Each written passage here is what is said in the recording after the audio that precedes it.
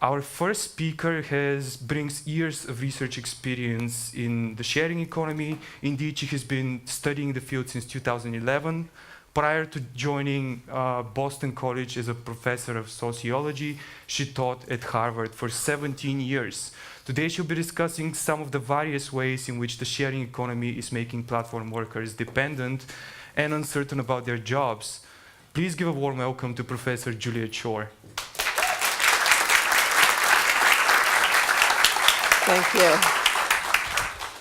Thank you. It's a pleasure to be here. Welcome, everyone, and thanks for coming this morning. I'm going to talk today about our research on gig workers, and then also talk a little bit about platform cooperatives, which have emerged as a possible solution or response to some of the issues that have arisen in the space. So I'm going to start by talking about the sharing economy. I know that term is not so common now, but in the early days when we started this research, it quickly became the sort of most popular term used to discuss this sector.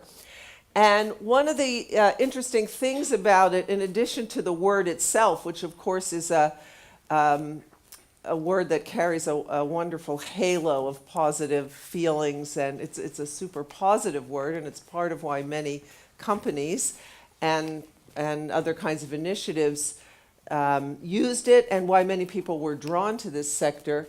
The sharing economy was introduced with what I call multiple common good claims. So claims about what this sector was going to do: increase economic efficiency, reduce ecological and carbon footprints, increase social interaction and build new, dense, and durable ties, social ties among people, provide economic opportunity for many more people. So it was thought of as a sector that was much more inclusive and would provide high levels of access to people, reduce income and wealth inequality, create cultural diversity. And I guess I would say that our research calls into question as automatic features of this sector virtually all of these. So some of them are present, some of them almost not. In some cases, you have the opposite. And this is true whether or not we're looking at for-profit companies or the many non-profit sort of community sharing initiatives that also grew up at the time the sharing economy was developed. And I guess the first thing I want to say is these outcomes are difficult to achieve, and they are not automatic features of platforms in the way that many people have argued they are. Sort of from a point of view of logic, well, this is what the platform structure is, this is what should happen. In practice, things often are different. So sharing platforms, the for-profit sharing platforms quickly became pretty controversial. This was an early ad by Airbnb in New York, with the first round of the city trying to regulate Airbnb, and they did a big ad campaign. New Yorkers agree, Airbnb is great for New York City. Very quickly, critics came, the shared economy is a lie. And the whole concept, the idea that what Airbnb is about is sharing, was very widely ridiculed, by many people. And of course, no platform has probably been more controversial than Uber, a whole campaign to delete Uber, boycott Uber, of course, many labor actions and so forth. Now, what are the points of controversy? I'm going to focus today on the labor side of things. Happy in the Q&A to talk about environment, social ties, many of these other aspects. But points of controversy have been working conditions, wages, benefits, terms of employment, state regulation, algorithmic control, the idea that the technology is controlling workers, a big theme of many of the critics. Human resource support. Is there somebody there to call if you are a provider on a platform having a problem? And I can't even read these, sorry about that. Information and transparency and frequency of policy changes. Some platforms are almost in a continuous change of their policies and compensation patterns and so forth. So, how do we understand this controversy? And when I say controversy, I don't just mean that there are people who are critical of these platforms and the conditions of work, because of course there are. The controversy is because there are arguments on both sides. There are other people who are saying, this is the greatest thing I've ever done. I love this platform. I love this gig. It's wonderful. So great divergence of opinion about what's going on. How do we understand that? So this is just to give you the URL of our project. It's a project that was funded by the MacArthur Foundation in the U.S. We wrote the grant. I wrote the grant in 2010, and at that time, collaborative consumption was the most common name for this sector. We called it connected consumption to emphasize digital technology and the role of some of the new technologies. Over time, we expanded it, connected consumption and connected economy. I have a team of Ph.D. students in sociology, almost all of them from my university, who have been working with me doing dissertations, and we have many, many papers which are here on a long list of topics. I'm going to run very, very fast through our cases in case you want to ask me about any of them. The first cases were nonprofits, and then as the for-profit sector grew, we started adding for-profits. A time bank was our first case, voluntary barter exchange of services. So interesting also to compare the non-monetized versions of service provision to the monetized. A food swap, people making food and trading it with each other. A makerspace, one of our most interesting cases. Airbnb, Turo, which is an Airbnb for cars, so a peer-to-peer car rental. TaskRabbit, which is a generalized errand site. Skillshare, which is what we call open access education, so platforms that provide typically free or low-cost educational learning materials to people. Lyft, Uber, Postmates, and Favor, which are our big delivery courier, mostly food, like Uber Eats, Deliveroo. There are our version of it in Boston, which is where our work is done. Our last case is Stocksy, which is a stock photography platform which is owned by the photographers. So it's a platform cooperative, and I'm going to come back to that. So what has the debate been about? Whether workers really have flexibility and autonomy to choose hours, whether workers are entrepreneurs or employees, whether algorithms control workers. It's a really, growing point of view about algorithms in our society, that they're actually ruling us, increasingly ruling us, and not just in labor, but in other things. Whether workers have any power on these platforms. And what I'm going to argue today is that to understand these questions, and I could put many more here, but you're getting the flavor of the controversy and you're all familiar with it. To understand these questions and how diversity is, understanding the nature of diversity on the platforms is key to understanding the controversy about these questions. We need to consider what's really different about platform labor. And I don't think the literature, the academic literature, has yet figured that out. And here's my spoiler. It's not just technology. Think about algorithms, and it's not just policy. And those are the two things that people have focused on. And what I'm going to argue here today is that it's something else. It's the nature of the diversity of the workforce, which is really key, and why it is that we're still in debate about these questions. So, what's different? If we think about what I'll call the conventional model of employment, and it's a little bit of an archetype, the post-World War II period ushered in the era of stable full-time employment. And that's, in Europe, of course, you have huge bodies of employment law that codify the rights of workers, the obligations of employers, and so on and so forth, to this kind of full-time stable employment. And it was the sort of the core of the labor regime of the second half of the 20th century. Now, and I have here a picture of a big factory. Now, factories are interesting because in the Industrial Revolution, the argument was that the factory developed, and it starts first in textiles, because the previous system, which is the one akin to what we're back to now, the so-called putting out system, in which workers worked in their own homes. They got materials from the putters out, the merchants, to sew the, make the cloth and so forth, sew garments. It was too difficult to control labor, and they weren't getting enough work and enough quality work and so forth, and the workers were involved in all kinds of methods of resistance and so forth. So the idea was that the employers brought them together in factories so they could oversee the work. Now, there's a debate about that. Some people say it was steam power and technology which brought the advent of the factory. It was both.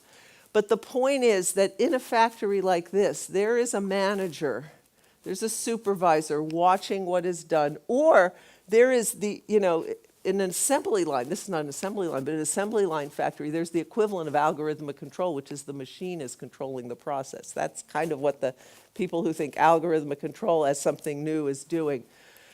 But the employer controls the labor process, and the employer controls hours of work. And in a factory like this, you typically have common hours of work. There are shifts, you start at a certain time, you end at a certain time, and you've seen all those, whether it's Charlie Chaplin or all the movies of the workers clocking in and the workers clocking out. Okay, that's the conventional model.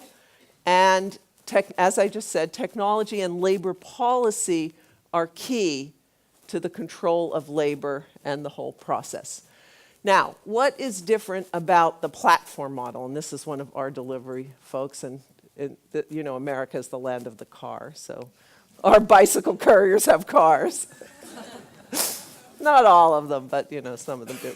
Okay, so in the platform model, the employer cedes control over hours, which is a really big deal, over many aspects of the labor process, which is another very big deal, and greatly reduces barriers to entry. Very easy to start on these platforms. Also barriers to exit, which turns out to be another key thing, but let's just worry about barriers to entry right now. So, control over hours, some aspects of the labor process greatly reduces barriers to entry. Okay, everybody knows that. How many times have we heard, you can choose your own hours, you have flexibility? That's true. The debate's been about whether workers really do, but what does it really mean?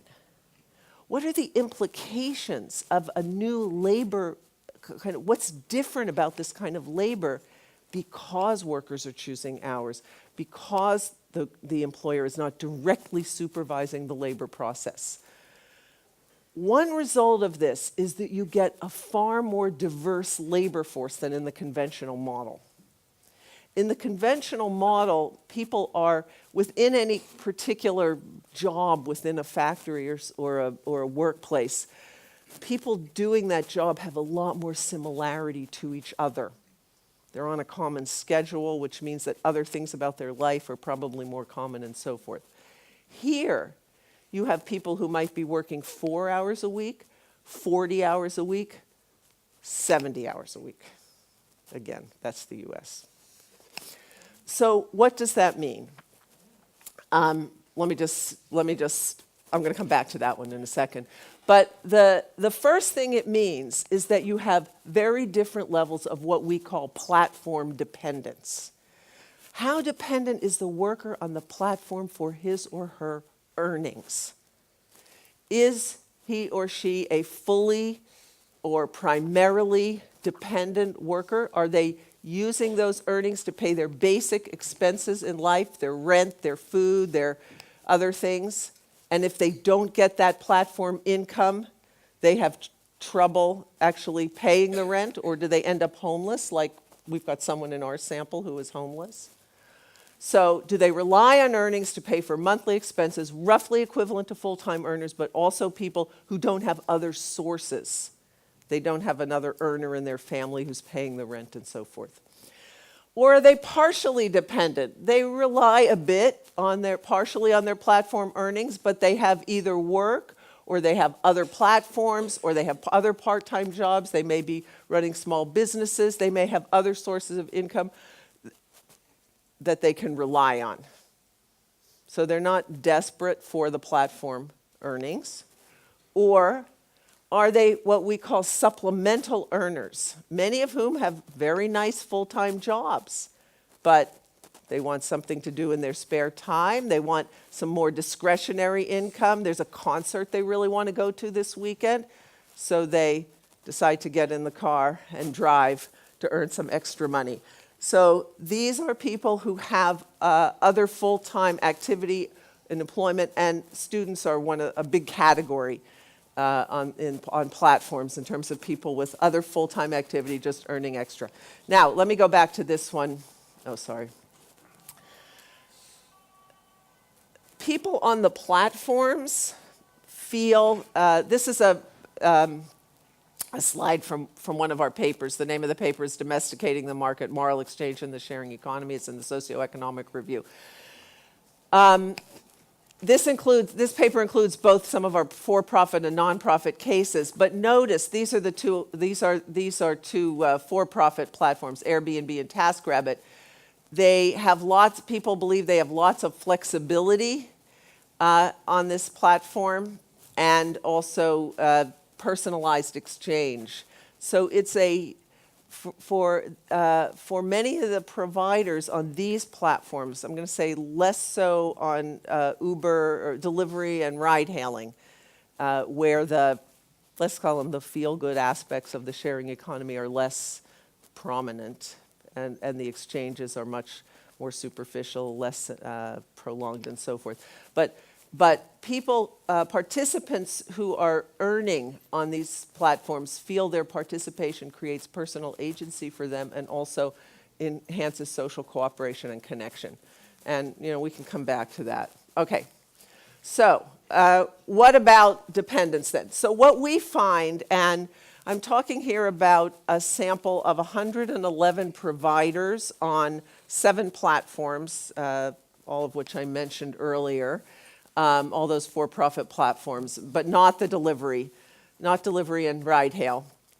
So it's Airbnb, Turo, oh no, they are on here. I'm sorry, what am I talking about? Airbnb, Turo, the 2 ride hails, the 2 food deliveries, and TaskRabbit. So those are the 7 platforms that make up this sample, and we'd have in-depth interviews with these people and also surveys. So 3 outcomes: satisfaction, how much they like the work, general satisfaction with it, with all aspects of it, autonomy, particularly with respect to the labor process, how they do the work, and then wages. So what we find is a sharp divide between people who are earning for supplemental income and those who are dependent. And I should say, you may be sitting there and just thinking, no, duh, this seems so obvious. And of course, it is so obvious when you think about it, but virtually none of the conversation has really taken this into account, and particularly in the academic conversation. So platform workers tend to be treated as sort of as a monolith, but in fact, they're extremely diverse. So if you have supplemental earnings, your satisfaction and autonomy are high, and you can be selective to earn the highest wages. So you earn more per hour if you're a supplemental worker. If you are a dependent worker, your satisfaction is mixed or low, depending on the platform. Your autonomy is limited, and you must accept most trades, and you get lower wages because you also have to accept the poorer, the jobs that are the tasks or the jobs that are more problematic. And we find dependent workers are about 1/3 of the sample, and then, roughly equal amounts into the other 2 categories. Okay, so let me put a little meat on this bones. Supplemental earners, TaskRabbit. TaskRabbit pays very good wages compared to the US labor market. People in our sample, if they're supplementals, are earning a bottom wage of about $25 an hour. up to sometimes $150 an hour, not across all their tasks, but for particular tasks that they can choose to be very selective with. So for example, how do you earn $150 an hour? You're somebody who has a great rating and reputation. You're what's called an elite tasker. You come to the top of the algorithm when a task is there, when a new iPhone comes out and all those well-heeled people want somebody to stand in line for hours for them. You are the one they want because you're really good at it, but you don't like doing it, so you demand $150 an hour, and because the person posting the task is a multimillionaire, they don't mind paying it. Okay? And there are other ways, but the point is that you can be picky, you can demand a very high wage because you set your own wage, and because you're one of the better taskers, you're able to get that really high wage, and you only pick jobs that are going to give you the high wages. You have a lot of non-pecuniary benefits. We have people on this platform who are, have good full-time jobs. They have degrees from MIT, but they're bored after work, and they go and they just want to spend their time productively rather than, on social media or playing games or so forth. You know how to avoid unsafe or problematic jobs. You have flexibility and autonomy. You choose when you want to work and when you don't. Your earnings reduce precarity because they're a safety net. You are able to avoid the rest of the low-end labor market. We have one guy who used to work in catering, where you have hard work, low wages, and often abusive managers. He'd much rather be a tasker. He's his own boss, etc. What about being a dependent earner? If you're a dependent earner, you might be homeless, like someone in our sample. You might be a $200,000 a year software engineer who lost his job in the recession. And by the way, this platform was very important for people after the financial crash because we have many students leaving university who couldn't get jobs, and they would go onto this platform. All of our dependent earners are earning poverty wages. They're all earning less than $20,000 a year. So many of them are still living with their parents or, as I said, homeless. They have to take all the jobs they can get because there aren't enough jobs. They're often taking $10 an hour jobs, so jobs that are really at the minimum. Much more wage jeopardy, much more jeopardy in terms of physical safety and so forth because they feel compelled. So they've lost flexibility and autonomy because the earnings are not sufficient. What about Postmates in favor? The supplemental earners think it's great. The non-pecuniary benefit, big benefit here is exercise for the ones who are bicyclists.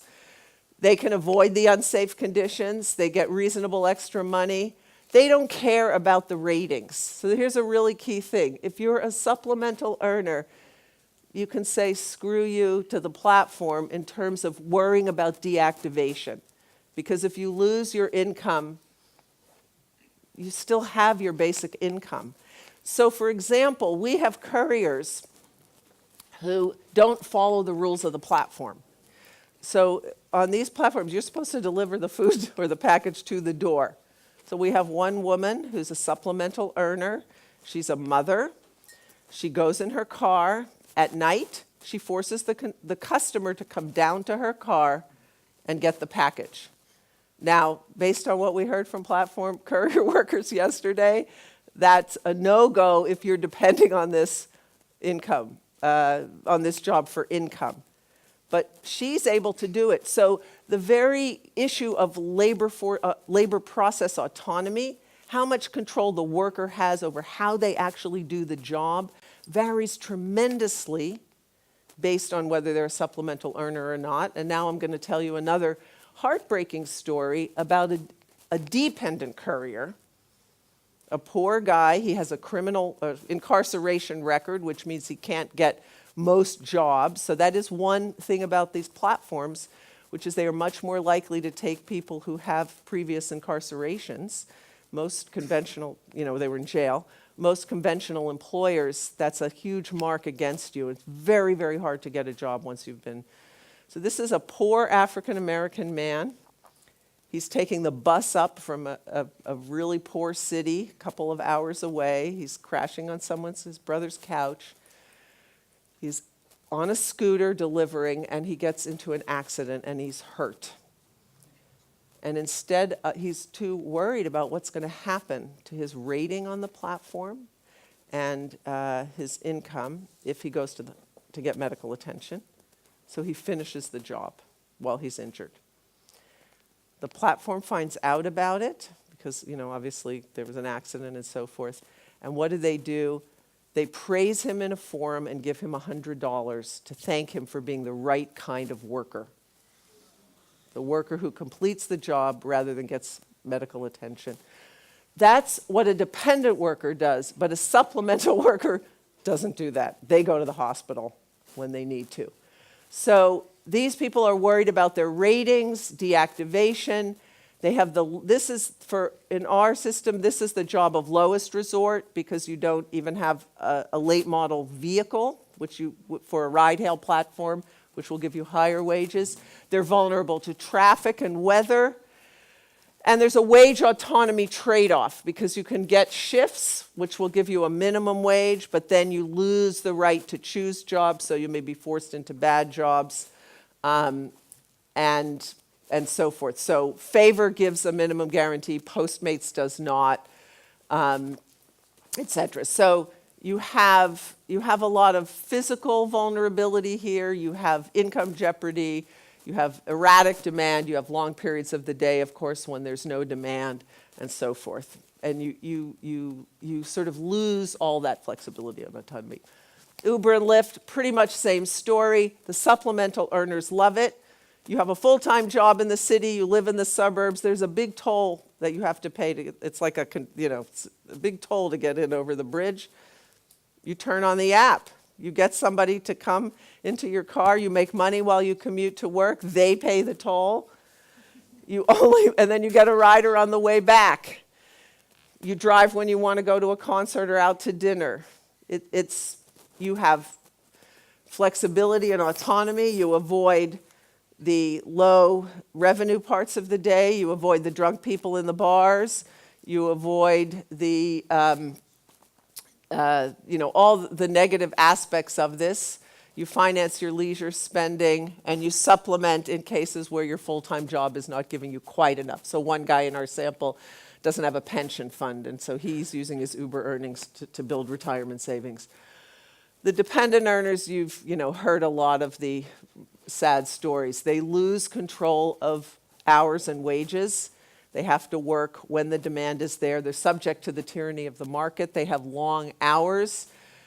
They worry a lot about ratings and deactivation. They're subject to changing conditions on the platform and constantly changing remuneration. Okay, so that's the basic story. It's a big part of why there's so much controversy, and it represents a fundamentally different kind of approach to work from the employer side because the employers are ceding a lot of control. And it means that the question of precarity really varies based on what kind of a worker you are. It could be these platforms can be reducing your precarity, or they can be giving you the most precarious kind of work that we have. I haven't talked about Airbnb. They're all supplemental. In our sample, they're all supplemental earners. There are folks on Airbnb who aren't, but it's kind of a different story. But basically, is platform activity a response to precarity? Generally not. Does it mitigate? Yes, for some of these, and no for dependent earners. Okay, let me just skip ahead. One more point, really key. One of the things that's happening with the platform economy, I argue, is that it is redistributing income among the bottom 80% of the population. We've heard so much about the 99 and the 1 or the 90 and the 10, and that's all really, really important. And it's also doing that with the platform founders. But the platforms are destigmatizing what, I don't love these words, low-skill work, cleaning, driving, delivering. I know they're not low-skill work. It's work that doesn't require formal education. work that has traditionally been done by people without formal education, but the people on the platforms are, to a very large extent, in our sample and in our country, college graduates. And we also have like lawyers on TaskRabbit cleaning people's houses and people with postgraduate degrees. And it's a kind of what has been called opportunity hoarding. It's not a, I don't want to say it in a negative way, but in a time of shrinking mobility for the middle class and difficult economic times, people higher up on the socioeconomic ladder push down to take opportunities that were traditionally taken by people below. And in good times, it goes the other way. And this is part of what platforms have enabled by destigmatizing, due to the common good rhetoric, the technology, the hipness of the platforms, the way they present themselves. They've made it possible for middle-class people to do kinds of work that in previous years they would have shunned. And so it's people with full-time jobs earning even more, which to some extent is reducing opportunities for people with lower levels of education. It's a whole, that's a whole other story. All right, will that diversity persist? I don't know. The firms have a lot of incentive for long-hour workers, and you see them pushing it with the gamification and some of the soft control of the algorithms on some of the platforms. For them, more dependence and more volume is better.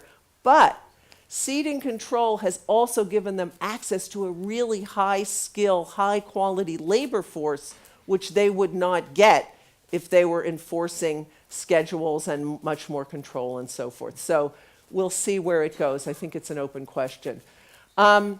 All right, I'll just do this really fast. Can platform co-ops resolve the controversies? Are they an answer to have the workers own the platforms, own and control the platforms? And Stocksy United is one of the largest and most successful and few sort of long cases of a platform cooperative that's been around for a while. What's great about co-ops, they bring democracy to the economy, and with it more chances for the kinds of common good claims that the platforms began with. Why I especially love platform co-ops is they can scale really rapidly. Traditional worker co-ops are small, there are very few of them, they take years to start, and they have lots and lots of transactions cost. You saw how fast platforms can scale if they get the right model. I mean, just almost like magic. They're like those things you put in a thing of water, like a dried out thing you put in water and it just blooms. And these really low barriers to entry. So Stocksy is a stock photography cooperative. It's got 1,000 members. They're all owner members. And they were started in response to race to the bottom dynamics in the industry of stock photography. And that's where photography is sold. So here are just some cool pictures from Stocksy. Lots to say about this. It's been a big success story, but they also have the issues of diversity that I talked about, and they're complicated. They have hobbyists on there and professionals, people who are commercially oriented, people who are not, people who earn a lot and people who don't. And here's the punchline of the difficulty. It's very successful, and yet it's what we would term a winner-take-all model. 20% of the photographers earn nothing. The bottom 60% of the photographers earn 5% of the revenues. The top 9 people earn over a quarter of all the revenues, and the top 9% earn 2/3 of the revenues. So with a platform co-op, because it's individual producers, you lose control over that revenue distribution.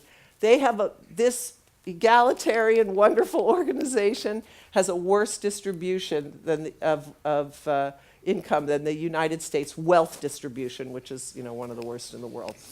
All right, so last slide. What does the future bring? Of course, I don't know. No one does. One possibility, I think likely, is that a few large platforms scale and they dominate and they convert to business as usual, meaning more conventional labor control. They don't continue to allow the openness that they have now. A smaller, truly more sharing sector grows. especially where local governments support alternatives. And that's where public policy is important. And that's where Europe has been really at the forefront of trying to imagine a sharing sector that is truly sharing. Thank you. Thank you so much.